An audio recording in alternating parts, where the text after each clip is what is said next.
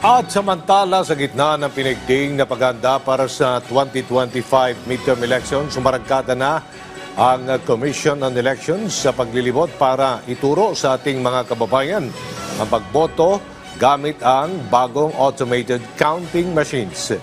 Si Luis Erispe sa sentro ng balita.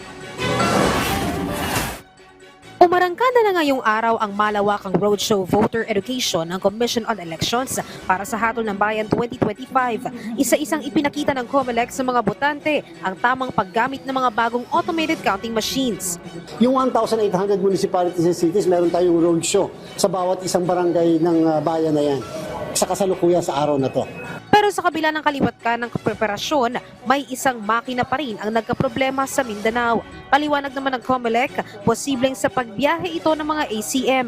Pero agad na itong nagawa ng paraan at nakapagpadala ng contingency na makina. Sa mismong eleksyon, nangako naman ng COMELEC wala nang ganitong problema dahil sa buong bansa may nakaantabay ng repair hub sa bawat rehiyon. Kasi nga, ang rule, kung magkaroon ng problema doon sa makina, hindi hihintayin na matapos yung kabilang makina para lang makaboto yung mga kababayan natin. Kinakailangang idaling kaagad yung contingency machine habang yung nagkaproblema ng makina naman ay dadaling kaagad sa repair hubs natin. Sa pagdemo naman ng makina, ipinakita ng komisyon na 1 minuto lang mababasa na ang boto at 1 minuto lang din ang transmission. Kahit gatuldok din na shade ng boto, babasahin na ng makina. Pero bilin nila sa mga botante, ingatan ang balota dahil posible itong ma-reject ng makina at hindi mabilang ang kanilang mga boto. Pero yung timing mark sa gilid, napaka-sensitive kasi noon. Yun kasi ang pinakasusi kung bakit siya tatanggapin ng makina. Yun ang isa sa mga bine-verify ng machine.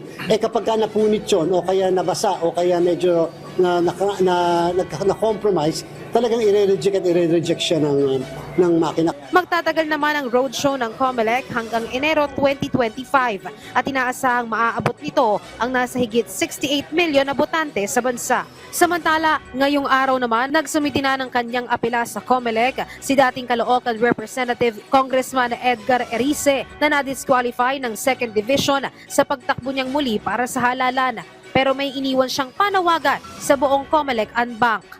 Kung mag-i-inhibit sila, pwede naman yung Court of Appeals. Mga justices, they can appoint yung justices para mag-determine whether I violated it. Kasi hindi sila tingin ko, hindi sila qualified na maghusga sa akin kasi sobrang galit nila sa akin. Simple lang naman ang sagot sa kanya ni COMELEC Chairman Garcia. Anya, sana magtiwala pa rin siya sa proseso ng batas.